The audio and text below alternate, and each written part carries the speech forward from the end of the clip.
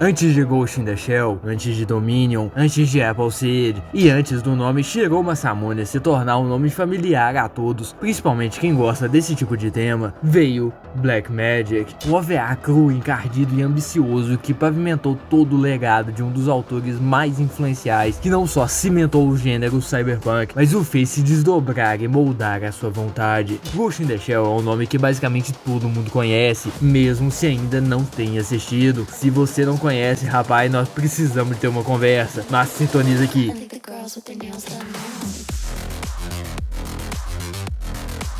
Se você já desenvolveu seu cérebro o suficiente para saber que as coisas não aparecem assim do nada e já dão sucesso de uma hora para outra, você já consegue imaginar que a maestria de Ghost in the Shell, tanto do mangá, tanto do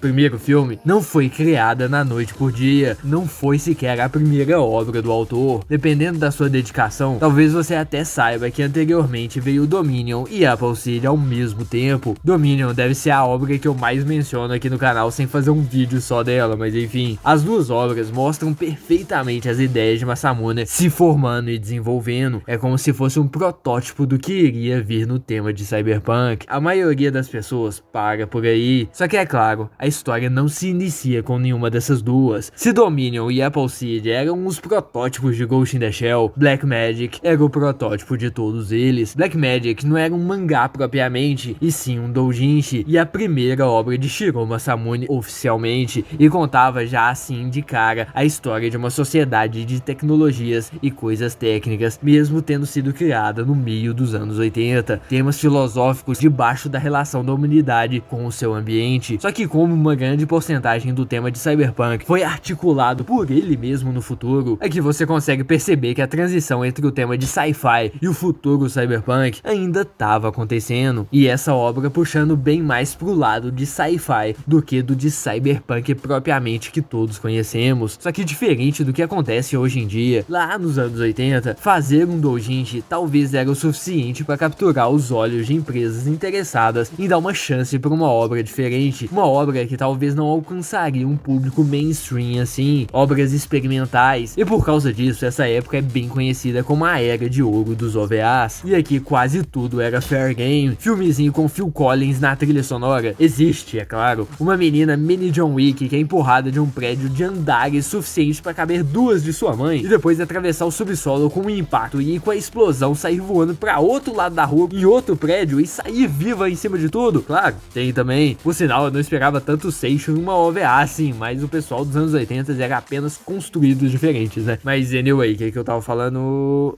Black Magic recebeu uma OVA nessa época, apesar de não contar a mesma história do doujinshi. O nome de Shiro Masamune foi colocado em evidência por toda essa comunidade de entretenimento, criando oportunidades futuras que só aconteceriam porque seu nome era atrelado à criação de Black Magic. O OVA é bem mais escuro, entre aspas, do que o doujinshi, e já mostra aquelas coisas que você espera em cyberpunk: cidades absurdas, prédios com ecossistemas inteiros dentro, veículos insanos que operam com zero foda-se pra segurança, e é claro, androides dando a louca e fazendo um monte de merda. Assistindo essa obra, você já consegue perfeitamente ver os experimentos que definiriam Ghost in the Shell no futuro. Black Magic não tem muito tempo para fazer algo insano e bem trabalhado, mas o que consegue fazer já é muito bom. Armas de guerra tecnológicas, inteligência artificial dando a louca e personagens que são tão ambíguos que se encontram no caos das suas próprias criações. Apesar da história assumir muitas coisas assim meio do nada, com umas decisões sem sentido, tipo a principal ter toda a destruição do android na casa só pelo peso da máquina, todo um clima de tensão e tal, e ela vai lá e senta de boa no sofá, como se não tivesse a possibilidade dele estar ali ainda. Tirando essas pequenas coisas, tudo é muito bacaninha, com personagens bem carismáticos, apesar de não serem tão explorados assim, e também tem um aspecto bem interessante, que eles humanizam bastante os soldados de uma forma bem bacana, dando peso aos trabalhos deles e eventualmente às suas mortes, e principalmente é uma obra que passa um sentimento sensacional de uma animação feita à mão da época, que mesmo objetivamente não sendo uma animação de qualidade tipo Akira, é ainda muito lindo pelo simples fato de ter sido feito em uma época análoga, e como consequência do processo de criação, as pessoas demoravam mais para fazer cada cena, e por causa disso, tinham mais atenção com os mínimos detalhes que quando você percebe, a única coisa que você pensa é, coroi, eles não precisavam ter feito isso, que foda. Basicamente, Blackmagic M66 conta a história de uma pessoa certa, no lugar errado, na hora perfeita, uma jornalista chamada Shibero tentando salvar uma garota do Exterminador do Futuro cabeludo. Tem um clima e uma energia que, apesar de muito simples, tem um fio muito bom, mesmo provavelmente tendo sido feito com um orçamento consistente de 2 balas de goma e a promessa de um Red Bull. Um OVA que foi esquecido, mas que vale muito a pena dar uma assistidinha. Se tu já viu esse GIF,